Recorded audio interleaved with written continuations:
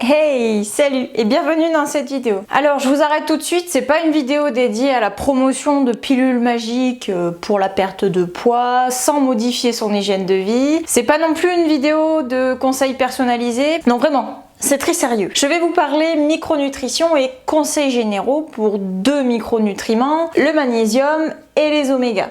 Alors, si vous avez envie d'en savoir plus sur ces sujets tendances, de trouver votre bonheur pour améliorer votre santé et peut-être perdre du poids si cela inclut de nouveaux changements positifs dans votre vie, je vous dis bienvenue! Si le contenu nutrition, micronutrition, conseils, avis vous plaît, faites-moi péter le petit pouce pour soutenir la chaîne, abonnez-vous et activez la cloche des notifications pour ne rater aucune vidéo. On commence. En nutrition, on trouve des macronutriments qu'on appelle aussi les glucides, les lipides, les protéines. Ils vont vous apporter des calories, de l'énergie qui va être indispensable au fonctionnement de votre corps. Donc, on évite de ne pas manger l'un ou l'autre sous prétexte de perdre du poids.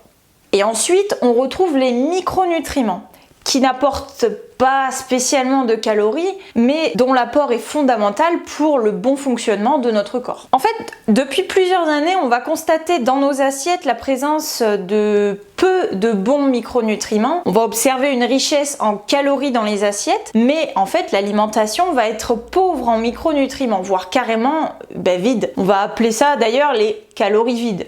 Donc ça va être les chips, les gâteaux, en fait tout ce qui est très industriel.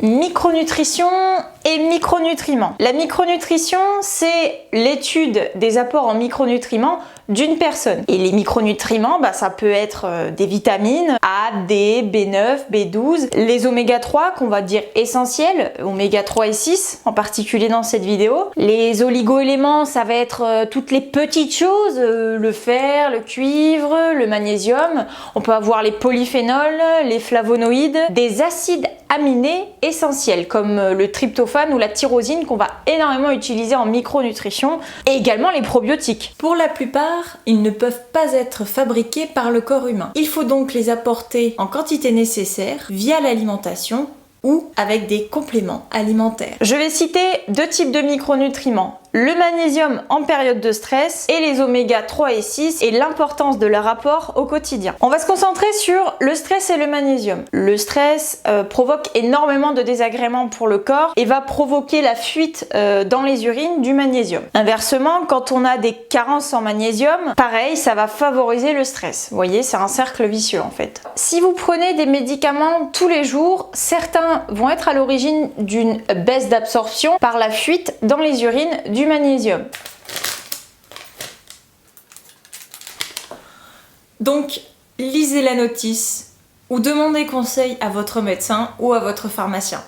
On peut préconiser du magnésium dans le cadre de troubles de l'attention, de l'anxiété, du trac, des troubles de l'humeur, du sommeil, et on va toujours le proposer en association à la vitamine B6, mais également à la taurine. On va appeler ça une synergie, ils sont complémentaires. La B6 permet de mieux absorber le magnésium. Il existe une contre-indication à la supplémentation en magnésium, si vous faites une insuffisance rénale avérée ou si vous prenez certains antibiotiques. Pour le reste, il n'y a pas d'excès de magnésium en fait, le risque c'est l'élimination urinaire, donc c'est vos reins qui vont nettoyer tout ça.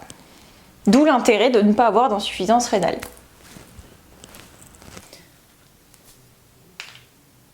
Évidemment, lisez toujours les conseils d'utilisation du complément que vous avez acheté.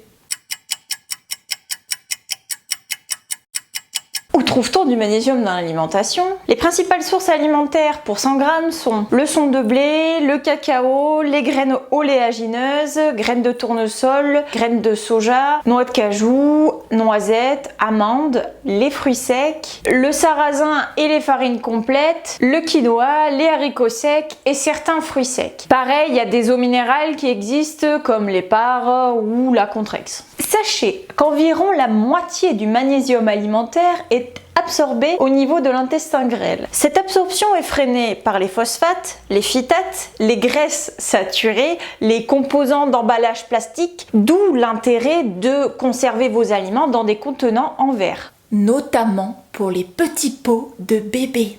Il y a également le DTA qui peut être un conservateur de plats cuisinés et lorsque vous prenez beaucoup de zinc qui peut réduire la capacité d'absorption du magnésium. Je vous laisse en barre d'infos juste en dessous de la vidéo le magnésium que je conseille à mes patients et une liste d'aliments que vous pouvez commander sur internet directement.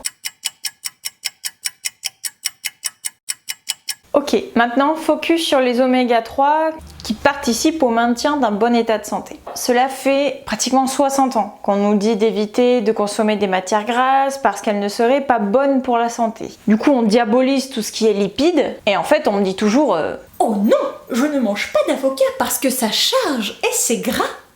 Le souci, c'est que les avocats apportent du bon gras. Les oméga ralentissent la progression de tout ce qui est maladies neurodégénératives comme Parkinson et Alzheimer parce qu'ils vont protéger les neurones qui sont majoritairement faits de matières grasses qu'on appelle lipides.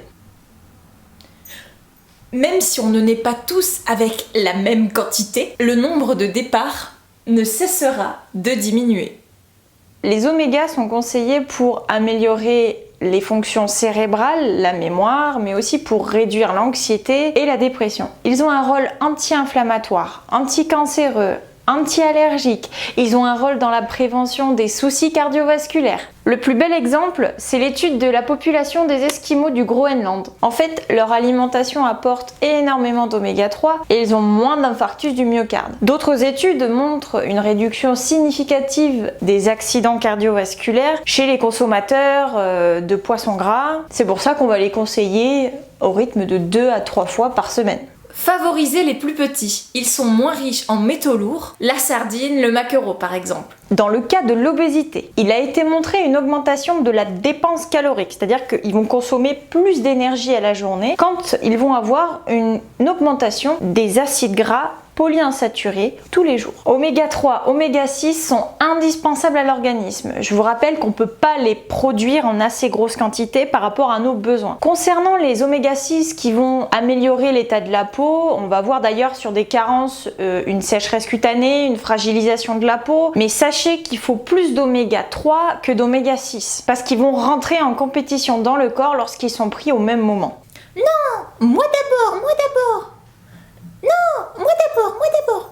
D'ailleurs, l'industrie agroalimentaire favorise les aliments riches en oméga 6, par exemple dans l'huile de tournesol. Il y en a aussi beaucoup dans la viande, les œufs et le lait.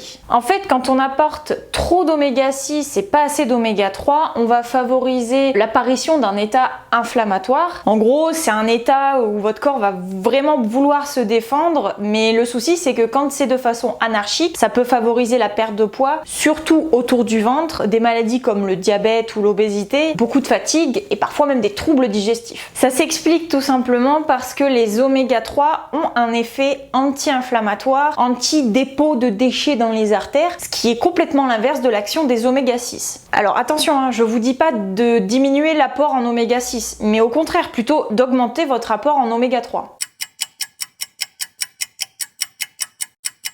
And the winner is... L'huile de lin. Première pression à froid, elle se conserve pas longtemps et au frigo. Toutes les graines de lin en contiennent, les graines de chia. Alors ça, c'est pour ne pas avoir l'air bizarre en disant chia. L'huile de noix, les noix, l'huile de colza. Celle avec le goût, pas la désodorisée. Et l'huile de cameline. On en trouve également dans le saumon, le foie de morue et la sardine. Je vous mets en lien les compléments que je conseille et une liste d'huiles que j'ai sélectionnées et que vous pouvez commander. Sachez qu'il n'y a pas d'excès d'oméga 3 et souvent on mange pas assez d'huile et de poisson par rapport à nos besoins, d'où l'intérêt de se complémenter de manière systématique. Je me complémente et je complémente toute ma famille. Je vous laisse tout en barre d'infos. Partagez-moi en commentaire vos avis. Et si mon travail vous plaît, abonnez-vous, partagez la vidéo autour de vous. Si vous venez d'arriver sur la chaîne, je vous laisse une vidéo juste ici. Parlez de la chaîne à vos proches, à vos amis, diffusez mon travail, prenez soin de vous et de vos proches. Salut!